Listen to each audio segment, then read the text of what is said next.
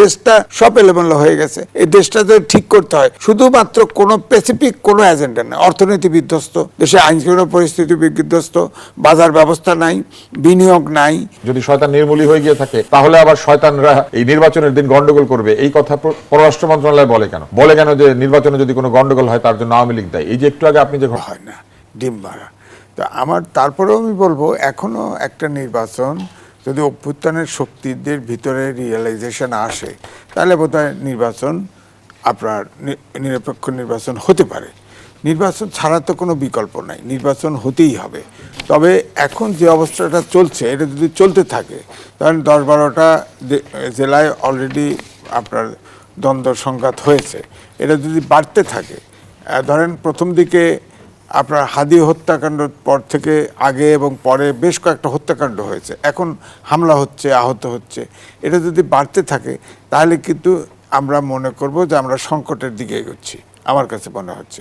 কারণ অনেকগুলো কারণ দেখেন, ইতিমধ্যে বিএনপি কিন্তু তাদের ইশতেহার দিয়েছে, এখনও আপনার জামাত জোটের আলাদা আলাদা ইশতেহার দিবে এবং তাদের ইশতেহার এখনও পাই নেই। জামাতের ইশতেহারটা খুবই বেশি প্রয়োজন, কারণ জামাত তো ধরেন এখন ধরেন আগে শুনতাম যে সৎলোকের শাসন চাই, কোরআনের আইন চাই, এখন তো এটার অর্থ হচ্ছে শরিয়া আইন কথা আগে বলতো, এখন তো তারা শরিয়া আইনকে করছে না, বলছে যে শরিয়া আইন আমরা বাস্তবায়ন করব না ধীরে ধীরে, এবং এখন প্রচলিত আইনেই দেশ তারা ক্ষমতা গেলে দেশ চালাবে। তো এখন এই জন্যে আমি বলবো যে এখন তারা হিন্দুদের নমিনেশন দিয়েছে, একটা নারী প্রতিদ্বন্দ্বী একটা নারীকে নমিনেশন দেয় নাই, যদিও সংস্কারে 5% নারী সব দলই দেওয়ার কথা ছিল, কিন্তু সেখানে বিএনপিও 3.66% অর্থাৎ 4%-এর কাছাকাছি দিয়েছে, কেউ কিন্তু 5% পূরণ করে নাই। তো এই জন্যই বলছি যে আসলে এই যে জামাতে ইসলাম কি ক্ষমতায় গেলে কি ধরনের শাসন ব্যবস্থা, অর্থনৈতিক ব্যবস্থা কি হবে সেটা তো আমাদের জানতে হবে। যেমন ধরেন জামাতের আমির বলেছেন আমরা কোনো কাউকে কোনো করব না, অনুদান দেব না বা বেকার ভাতা দেব না, আমরা তো কর্ম দেব, এরকম। তো বেকার ভাতা তো বিশ্বের উন্নত দেশেও আছে, তাই না? যে দেশে ধরেন যারা বেকার থাকে, যারা কাজ থাকে না, তাদেরকে ভাতা দেওয়া হয়।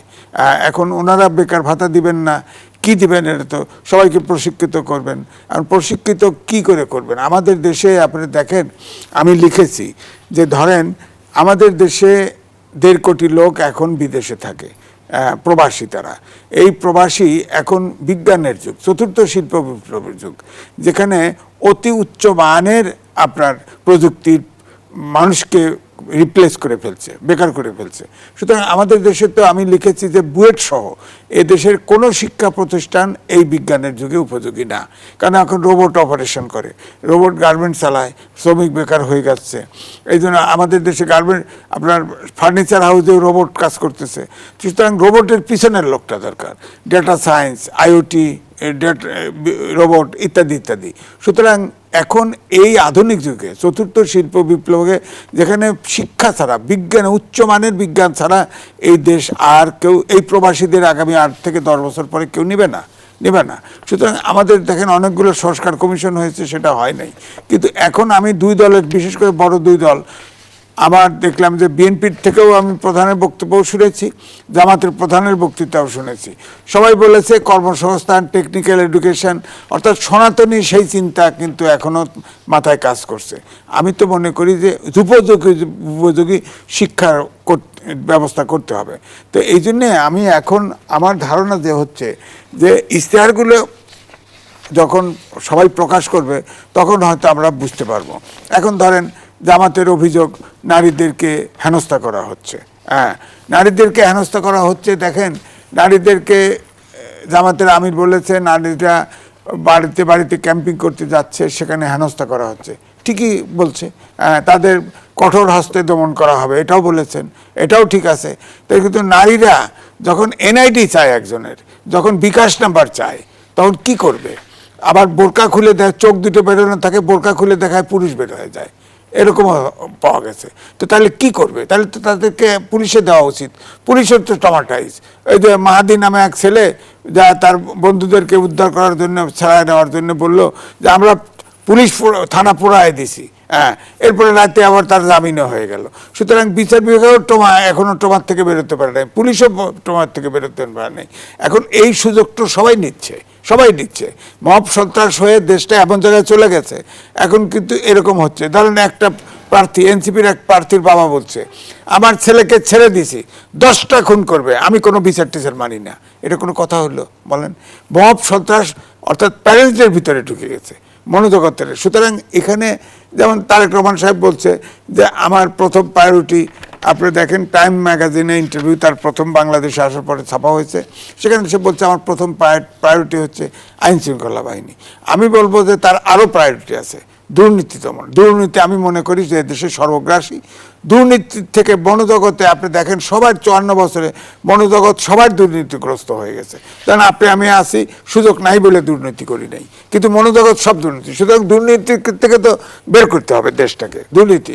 আর দ্বিতীয়টা হচ্ছে দেখেন আমার কাছে কেন যেন বারবার লেনিনের বিপ্লবের কথা মনে পড়ে। আপনি দেখেন আওয়ামী লীগের সাথে আপনার তত্ত্বাবধায়ক সরকারের আন্দোলন করতে গিয়ে জামাত আওয়ামী লীগের ভিতরে ছিল, এবং আপনি দেখেন কোনো ছাত্র শিবির ছিল না। ঢাকা ইউনিভার্সিটি আপনার ডাকসু নির্বাচনের সময় শিবির বেরিয়ে গেল, আগে ছিল ছাত্রলীগ হয়ে পথধারী ছিল। সুতরাং এই বিএনপির সাথে দীর্ঘ 25-20 বছর থেকেছে জামাত। এই বিএনপির ভিতরে অনেকেই বলে 20% গুপ্ত জামাত আছে। এই একটা মধ্যপন্থী দল, জাতীয়বাদী দল, এই জামাতকে যদি স্ক্রিন আউট না করতে পারে তাহলে বিএনপি তো একসময় দেখা যাবে যে ওই কমিউনিস্ট পার্টি, যেমন বলশেবিক পার্টি, লেনিন যখন বলশেবিক পার্টি বিপ্লব ঘোষণা দেয় দেখে কমিউনিস্ট পার্টি নাই, তো বিএনপির তো এই অবস্থা হতে পারে। সুতরাং তার বহুমুখী চ্যানেল আছে। দেশটা সব এলোমেলো হয়ে গেছে।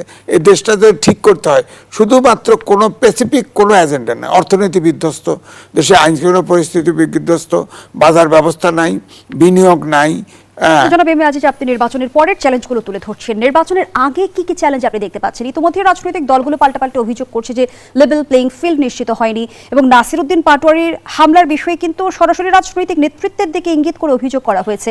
যেমনটি এনসিপি দাবি করছে যে মির্জা আব্বাসের নির্দেশে এবং তারেক রহমানের সম্মতিতে নাসিরউদ্দিন পাটোয়ারির উপর হামলা হয়েছে। এ বিষয়ে কিন্তু বিএনপিও পাল্টা ব্যাখ্যা দিয়েছে, বিবৃতি দিয়েছে যে কোনো ঘটনায় তারেক রহমানের নাম জড়িয়ে দেওয়া ফ্যাসিবাদী সংস্কৃতি, এমনটি বলছে দলটি। সব মিলিয়ে কি আমার তো মনে হয় না যে তারেক রহমানের নাম যে জড়িয়ে দিছে দুনিয়ার কেউ বিশ্বাস করবে না। সে এখন ক্যাম্পিংয়ে ব্যস্ত।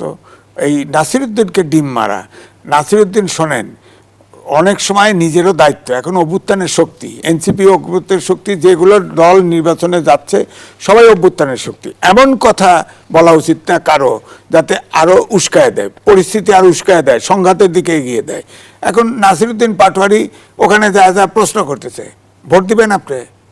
এক নারীকে জিজ্ঞেস করতেছে, না ভোট দেবো না আপনাকে। হ্যাঁ, কেন দিবেন না? আপনি জামাতের সাথে চলে গেছেন, আপনাকে ভোট দেবো না। আরেকটা বলতেছে যে আরেক নারী বলতেছে ভোট দেবো না। হ্যাঁ, কাকে ভোট দিবেন? দানের শীষে মির্জা আব্বাসকে দেবো। কেন দিবেন? আব্বাসকে দিবেন কেন? সে অনকরক চাকরি দিছে, অমক টমক করছে, এরকম। তো এটাতে উনি উত্তেজিত হয়। তখন অনেকেই কিন্তু তার এছাড়াও সেনাবাহিনী সেনানিবাস উড়াই দিতে চাইছে না, এগুলো খুব বলছে না। বেফাস কথা তো অনেক বলেছে, সবচাইতে টকেটিভ কথাবার্তা বলেছে নাসিরউদ্দিন পাটোয়ারি। এখন ধরেন ওই ফাঁকে দিয়ে যখন গেছে, হয়তো কেউ ডিম মেরেছে, আমেরিকায় তো ডিম মেরেছে না। এই যে ধরেন এই যে প্রবাসী ভোটার বানানো, ধরেন বিদেশি নাগরিকরাও ভোটার হয়েছে। ভোটার হওয়া তো আইনগত বাধা নেই, আগে দেশের ভিতরে ছিল, যেখানে লোক ভোটার।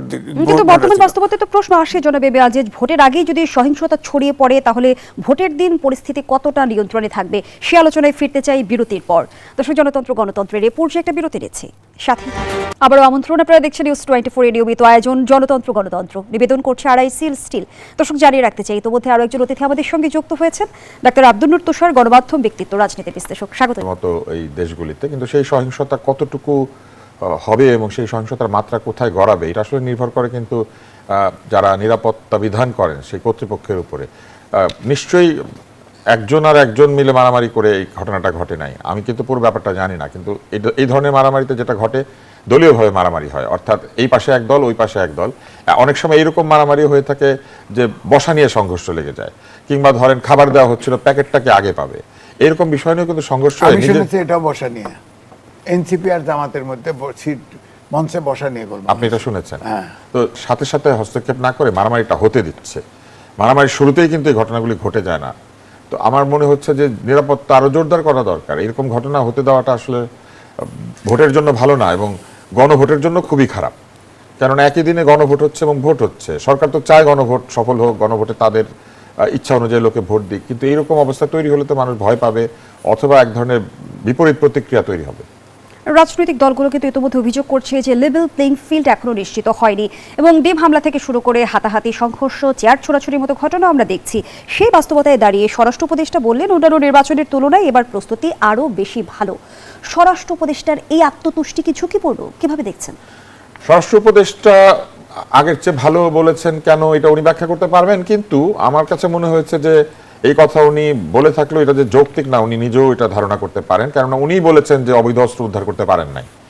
আগের নির্বাচনের গুলিতে তো অবৈধ অস্ত্র নিয়ে এত কথাবার্তা হয় নাই, এত অবৈধ অস্ত্র বাজারেও ছিল বলে আমরা শুনি নাই। তাহলে কি করে ভালো হয়? এটা আসলে এই যুক্তি একটি যে এত অস্ত্র বাইরে রেখে এবং এইটা দাবি করা যে তারা অস্ত্র ব্যবহার করতে পারবে না, তো এটা আমার কাছে মনে হয়েছে যে নিজের কথারই তিনি বিরোধিতা করছেন। আরেকটি বিষয় সেটি হচ্ছে, যদি এত ভালোই হয়ে থাকে তাহলে এতদিন ধরে যৌথ বাহিনীকে মাঠে রাখার দরকার কি ছিল? যৌথ বাহিনীতে এতদিন মাঠে থাকার দরকার ছিল না। আমরা সাধারণত দেখেছি নির্বাচনের আগে সেনাবাহিনী মোতায়েন হয়, নির্বাচনের আগে অন্যান্য সব বাহিনী এসে, তাহলে আবার শয়তানরা এই নির্বাচনের দিন গন্ডগোল করবে এই কথা পররাষ্ট্র মন্ত্রণালয় বলে কেন? বলে কেন যে নির্বাচনে যদি কোনো গন্ডগোল হয় তার জন্য আওয়ামী লীগ দায়ী? এই যে একটু আগে আপনি যে ঘটনাটা বললেন, এটার জন্য কি আওয়ামী লীগ দায়ী? এই ঘটনা কে ঘটাচ্ছে? তাহলে নির্বাচনের সময় সহিংসতা হলে, নির্বাচনের সময় গন্ডগোল হলে আগেই তারা ঘোষণা করে দিয়েছেন কে দায়ী। তদন্ত ছাড়া, অপরাধ সংগঠিত হওয়া ছাড়াই আপনি দায়ী ব্যক্তিকে এটা আগেই বলতে পারেন? ফলে এইসব কথা বা এই ধরনের মন্তব্যের কারণেই বরং এক ধরনের সংশয়, শঙ্কা এবং পরিস্থিতি যে লেভেল প্লেইং ফিল্ড নাই এটা তৈরি হচ্ছে। কেননা আপনি মজার ব্যাপার চিন্তা করেন, ধরেন যারা নির্বাচনে আছেন তারা মারামারি করলেন, কিন্তু সরকারের পক্ষ বলেছে যে মারামারির জন্য আওয়ামী লীগ দায়ী। তাহলে এই দুই দলের জন্যই তো এটা লেভেল প্লেইং ফিল্ড হলো না, কারণ তারা কোথাও গিয়ে সুবিচার পাবেন না। সরকার বলবে তোমাদেরকে আওয়ামী লীগ মেরেছে, কিন্তু ওনারা জানেন যে এক পক্ষ আরেক পক্ষকে মেরেছে। তো এই অবস্থাটা তৈরি হতে দেওয়াটা ঠিক হচ্ছে না। সুবিচার নিশ্চিত করা এটা জুলাই সনদের একটা প্রধান দাবি। ইনসাফ ইনসাফ বলেছেন তারা। ইনসাফ শব্দের অর্থ তো সুবিচার, কিন্তু সুবিচার নির্ধারিত করার জন্য যেসব কাজ করা দরকার, আমাদের এই অন্তর্বর্তী সরকার কিন্তু সেই কাজগুলির থেকে অনেক দূরে রয়েছেন। ভুয়া মামলাগুলি নিয়ে তাদের কোনো কাজ হয় নাই, তারা উল্টা ভুয়া মামলা কিছু হয়েছে তাদের সময়, এবং সেইখানে আমরা দেখেছি সাংবাদিক আটক হয়েছেন, প্রাক্তন আমলা আটক হয়েছেন, যেগুলি আসলে পরিষ্কার বোঝা যায় যে এই মামলাগুলির পেছনে তেমন কোনো যুক্তি নাই। এটা তারা কেন করলেন? আবার এই যে এখন আগেই ঘোষণা দিয়েছেন যে অপরাধ যেই করুক কেসটাই হচ্ছে দায়ী, মানে যা কিছু হয় গিন্নি বলেন কেসটা বেটাই চোর। তো সেই রকম একটি মন্তব্য তারা করে দিয়েছেন। তো আমার মনে হয় যে এইগুলি আসলে আমাদের নির্বাচনের লেভেল প্লেইং ফিল্ডের জন্য ক্ষতিকর। বরং লেভেল প্লেইং ফিল্ড মানে দুই পক্ষই সুবিচার চাইলে সুবিচার পাবে। যত এখানে কোনো আওয়ামী লীগের দোষর বলতে কিছু নেই, যদি সেই বক্তব্যই সত্যি হয়, আমরা সত্যি ধরে নেই, তাহলে এই নিশ্চয়তা কি তথ্যভিত্তিক নাকি শুধুই আশ্বাস? না, দেখেন, প্রথম হলো সব সন্ত্রাস এখন করতেছে ফেসিবাদ, তারা তো পালিয়ে গেছে। এখন তো তারা নির্বাচনেও নাই, তাদের অ্যাক্টিভিটিসও নিষিদ্ধ করা হয়েছে। তুষার ভাই বললেন না, লোকদেরও তো বৈধ লাইসেন্স দেওয়া হয়েছিল প্রায় 1.5 লাখের মতো। সে অস্ত্র কোথায়? আপনার থানা লুট হয়ে গেছে 5ই আগস্টের পরে, সে অস্ত্র গেল কোথায়? এখন ডেভিল হ্যান্ড দ্বিতীয় চলতেছে, আবার সে এখন কোনো অস্ত্র তেমন উদ্ধার হচ্ছে না। শোনা গেছে সদরে অস্ত্র উদ্ধার হয়েছে। তো এরপরে ডেভিল হ্যান্ড 2 চলছে। এখন এই সরকার আবার করতেছে কি, প্রত্যেকটা প্রার্থী চাইলে গানম্যান দিচ্ছে, এবং তার আবার গানম্যান আবার নিজের আবার লাইসেন্স দিচ্ছে। তো সারা দেশে কি 300 আসনে আপনি অস্ত্র ছড়াই দিচ্ছেন, আইন শৃঙ্খলা পরিস্থিতি থাকবে কি করে? এখন ধরেন একটা গানম্যান দিলেন, গানম্যান পেটে লাগাবে, গুলি লাগাই দেবে চোখে, কি করবেন আপনি? আর গানম্যান সহ ভোটারের কাছে যাবে কি করে প্রার্থী? এই যুক্তিটা কোত্থেকে আসলো বলেন? এছাড়া আপনি দেখেন, এই যে ডিসি এসপি আপনার যারা ডিসি এসপি বিশেষ করে জামাত দাবি করেছিল লটারির মাধ্যমে তাদেরকে ট্রান্সফার করা উচিত, এই লটারির মাধ্যমেই করছে। ইলেকশন কমিশনের দায় কোথায়? রাজনৈতিক দল চাইছে, সেখানে বিএনপি বিরোধিতা করে নাই, এনসিপি করে নাই, হয়েছে। এখন কয়েকজন সব এক দলের দিকে হেলে পড়ছে, এক দলের দিকে হেলে পড়ছে। এমনিতেও এটা বাস্তবতা যে এক দলের দিকে হেলে যে সরকার, যে পার্টি ধরেন নির্বাচনে জয়ী হওয়ার সম্ভাবনা থাকে, তার দিকে একটু প্রশাসন হেলে পড়েই, এটা ঠিক আছে, কিন্তু এখন আপনি কি করবেন? এতদিন 17-18 মাসে আপনি তো প্রশাসন ঠিক করতে পারেন নাই। প্রশাসন ক্যাডার একটা, এর বাইরে 25টা ক্যাডার আছে। আমি প্রত্যেকবার বলছি এই 25টা ক্যাডার থেকে বেছে নিয়ে আপনার সুপিরিয়র সার্ভিস ছিল, সেটাকে বলবৎ করে আপনি যদি সব ক্যাডার মিলে আপনি প্রশাসনে লোক নিয়ে 7 দিন ট্রেনিং দিতেন, এটা তো আইনস্টাইন লাগে না একটা ডিসি হইতে, আপনি রিটার্নিং অফিসার পেয়ে যেতেন। শুরু করেন নাই। পুলিশে ধরে এতদিন নতুন নিউ রিক্রুট করলে পুলিশ কত পাইতেন? করেন নাই তো। কোনটা এই সরকার, কোনটা কোথায় কখন শুরু করতে হবে, কোথায় শেষ করতে হবে, এটা তো নাই। এখন যেটা প্রশ্ন উঠছে, ধরেন গণভোট এবং কনস্টিটিউয়েন্ট অ্যাসেম্বলি একসাথে নির্বাচন হবে। অনেকেই বলছে গণভোটে ধরেন পুরা মেশিনারিজ নামাই দিছে ইলেকশনে, তো সেখানে তো এসপি আছে, ডিসি আছে, ইলেকশন কমিশন আবার বলছে যে না, কোনো সরকারি কর্মকর্তা এতে হানা ভোটে ইনভলভ হওয়া যাবে না। বুঝলাম, কিন্তু এখন আবার যেটা আলোচনা আসছে যে কনস্টিটিউয়েন্ট অ্যাসেম্বলি এই হানা ভোটে ভোট যেভাবে হচ্ছে, যেভাবেই হোক জিতানো হবে। জিতালেই তারপরে ধরেন 6 মাস সময় আছে, 3 মাস সময় কমপক্ষে আছে। এই 3 মাস তো এই সরকার থেকে যাবে তাহলে নাকি সংসদে ওত নেবে না এই নির্বাচনের পরে? তখন তো একটা জটিলতা, যে দলই জিতুক, জামাত জিতুক, বিএনপি জিতুক, তখন কি সরকার ছেড়ে দিবে? ওত নিতে না দিলে, সংসদ বসতে না দিলে, আপনি এইটা জোর করে আপনি পাশ করার জন্য যদি সংসদ আটকায় রাখেন, তখন তো একটা সমস্যা তাড়াতে পারে। এখন তো এমনিই দেখেন না কোথায় একটা ডিম মারছে। ফিরে এলাম, দেখছেন জনতন্ত্র গণতন্ত্র, নিবেদন করছে আড়াইসিল স্টিল। আমরা আবারও ফিরছি আলোচনায়। জনাব এম এ আজিজ, সংবিধান সংস্কার পরিষদের ক্ষেত্রে সংসদের দ্বৈত ভূমিকার কথা বলা হয়েছে। তাহলে নির্বাচনের পর অন্তর্বর্তী সরকার আসলে কোন ক্ষমতা বলে ক্ষমতায় থাকবে? না, সেটা তো আমি বলছি যে সংস্কার বলা হয়েছে না, 180 দিনের মধ্যে স্বয়ংক্রিয়ভাবে এই জুলাই সনদ সংসদে পাশ হবে। এটা পৃথিবীতে কোনো নজির আছে? নাই তো। সুতরাং ওইটার জন্য অপেক্ষা করবে, সংসদ পাশ করো। এটা সরকার তো সাংবিধানিক 106 অনুচ্ছেদ অনুযায়ী ওত নিয়েছে না সংবিধান সমুন্নত রাখার জন্য। এখন জুলাই সনদ আপনার মৌলিক সংস্কার হলো 40টা, এটারে 4 দফার মধ্যে আনছে, আদেশ দিয়েছে, প্রেসিডেন্টের আদেশ দিয়েছে। এটা তো অবৈধ জিনিস সংসদে পাশ নাও করতে পারে। তখন এই 180 দিন তো সরকার ফর্ম গঠন করতে দিবেন না তো। হ্যাঁ, তখন তো ওই সিচুয়েশনটা দেখেন, ওই সিচুয়েশনটা দেশটা কোথায় যাবে? তখন যেই হোক, জামাত হারাজক অবস্থা হয়ে যেতে পারে, তখন দেখবেন যে দেশটা আমার গৃহযুদ্ধের মতো হয়ে যেতে পারে এরকম। অথবা ইউনিয়ন সরকার, এই বিদেশি সরকার, সব দ্বৈত নাগরিক বেশিরভাগ, এরা প্লেনে উঠে চলে যাবে। তাছাড়া তো উপায় নেই দেখতেছি। ধন্যবাদ জানাচ্ছি জনাব এম এ আজিজ। জনাব আব্দুল নূর তুষার, আন্তর্জাতিক গণমাধ্যম আল জাজিরাকে দেওয়া সাক্ষাৎকারে জামায়াতের আমির ডাক্তার শফিকুর রহমান স্পষ্টভাবে বলেছেন কোনো নারী কখনো জামায়াতের আমির হতে পারবে না। তবে কি জামায়াত নারীদের শুধু কর্মী সমর্থকের ভূমিকায় দেখতে চায় কিনা, এবং জামায়াত যে দাবি করে যে তাদের দলের ভেতরে মোট সদস্যের 40% নারী রয়েছে, সেটা কি আসলে শুধু পরিসংখ্যানগত সান্ত্বনা কিনা? তাদের আরো বেশি তারা দাবি করেছেন, নাকি 43% বলেছেন। তো এটাই যদি হয়ে থাকে তাহলে প্রথমত তারা প্রতিটি নারী যাদেরকে তারা দলে নিয়েছেন তারা প্রত্যেকেই সংসদে আসন পাওয়ার, সরাসরি আসন পাওয়ার জন্য অনুপযুক্ত, ইলেকশনে দাঁড়াতে পারার জন্য তারা উপযুক্ত না। অর্থাৎ অসংখ্য উপযুক্ত নারীকে দলের বাইরে রেখে 43% নারী তারা নিয়েছেন যারা অনুপযুক্ত সংসদের আসনের জন্য।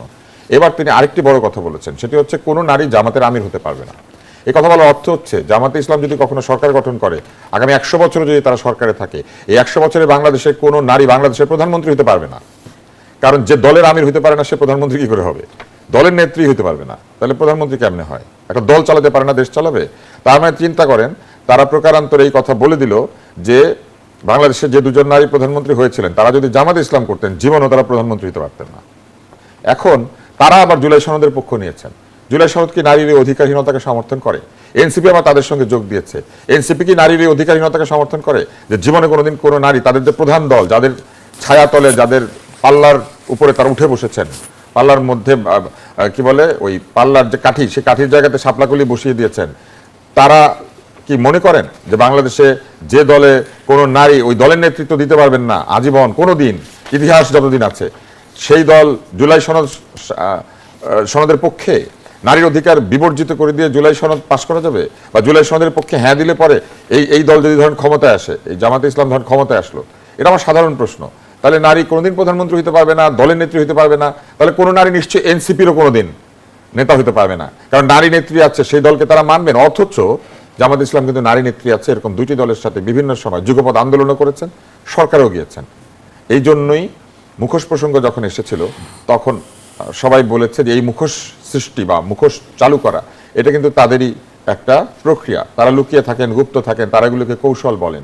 এবং আরো বিষয় রয়েছে, তারা যে দোসর করছেন, যে লোকগুলি গুপ্ত হয়ে লুকিয়েছিলেন, দলের পরিচয় ঘুরে বেরিয়েছেন, ছাত্রলীগ পরিচয়ে, আওয়ামী লীগ পরিচয়ে, এরা তারা বড় দোসর। অন্য দল মনে করেন জাতীয় পার্টি, সে জাতীয় পার্টির নাম দিয়ে আওয়ামী লীগের সঙ্গে দোসরগিরি করেছে তাদের বক্তব্য অনুযায়ী, এটা আমার বক্তব্য না। বা অন্যান্য যারা, তারা কিছু কমিউনিস্ট দলকে দায়ী করেছেন, তারা কি তাদের দল বিলুপ্ত করে আওয়ামী লীগ সেজে গিয়ে আওয়ামী লীগের দোসর হয়েছেন? অথচ তাদের দলের লোকেরা আওয়ামী লীগ সেজে গিয়ে দোসর হয়েছেন। কোনটা বড় দোসর? যে আওয়ামী লীগ পরিচয় পর্যন্ত গ্রহণ করে ফেললো সে বেশি দোসর, নাকি যে নিজের দলের পরিচয় রেখে চামচামি করেছে সে বেশি দোসর? এখনো যে ওইরকম গান গাইতে হবে, কে বেশি দোসর, আমি না তুমি, দরকার ছিল তার খবর নেবার, বলেন শফিক সাহেব, বলেন এবার। এই উত্তর তো উনি দিবেন না। উনি আবার আল জাজিরাতে সাক্ষাৎকার দিয়েছেন। আরো প্রশ্ন আছে, আপনি আমাকে বলেন, একটা ছেলে ছাত্রলীগ পরিচয়ে পিটুনি পেল এবং বলল যে এই ছাত্রলীগকে ধরে আইনে আওতায় সোপর্দ করা হয়েছে, সেই ছেলে এখন ডিম খেয়ে মাথার মধ্যে ব্যান্ডেজ দিয়ে বলছে যে সে হচ্ছে নাসিরউদ্দিন পাটোয়ারির কর্মী। তাহলে এই যে ছিল গতকাল ছাত্রলীগ, সে আজকে পাটোয়ারির কর্মী কি করে হয়? আর ডিমের আঘাতে মূর্ছা যাওয়ার মতো অবস্থা। আমরা বাগধারা পড়েছিলাম যে ফুলের আঘাতে মূর্ছা যায়, আমরা দেখলাম ডিমের আঘাতে মাথা ফাটছে। এটা কিসের ডিম? এটা কি পাথরের ডিম? এটা কি কোনো বিদেশ থেকে আমদানিকৃত ডিম যেটা মারলে পরে ডিম ভাঙে না, মাথা ভাঙে? তো আমার আর নতুন ছড়া লিখতে হবে এখন, নতুন নতুন বন্দোবস্ত হচ্ছে, নতুন ছড়া। হাড্ডিমাডিম ডিম, তারা মাঠে চড়ে ডিম, তাদের মাথা ফেটে ডিম, বলেন হাড্ডিমাডিম ডিম। অসংখ্য ধন্যবাদ জানাচ্ছি জনাব আব্দুল নূর তুষার। জনাব এম এ আজিজ, জামায়াতে নারীদের নিয়ে এই অবস্থানকে সংবিধানের সম অধিকারের চেতনা এবং গণতান্ত্রিক রাজনীতির সঙ্গে সাংঘর্ষিক কিনা? অবশ্যই। সবচেয়ে বড় কথা, এই যে এনসিপি ধরেন একটা গণ অভ্যুত্থান হলো, সেখানে ছাত্র জনতা সবাই নামলো, এই যে কয়েকজন সামনের লোক যে জামাতের কাছে আশ্রয় নিল নিরাপত্তার জন্য, এই অভ্যুত্থানের শক্তি যারা আন্দোলন করছে তাদের কি জবাব দিবে বলেন? এই এনসিপিটা একটা ব্র্যান্ড ভ্যালু তো ছিল, অভ্যুত্থানের শক্তি ছিল, তো তার তো 3-4 টুকরা হয়ে গেছে। এটা তো আর নাই, এই ইলেকশনের পরে তো শেষ। তো এই লোক যেগুলো জামাতে 30টা জয়েন করলো, যেটা নির্বাচন করছে, তাদেরকে তো জবাবদিহি করতে হবে যে ও যারা জীবন দিল, 1400 লোক জীবন দিছে, হ্যাঁ, তারপরে কত লোক নিগৃহীত হলো, জেলে গেল, কত কিছু হলো, এটার জবাবদিহি করতে হবে না? ধন্যবাদ জানাচ্ছি জনাব এম এ আজিজ, ধন্যবাদ জানাচ্ছি।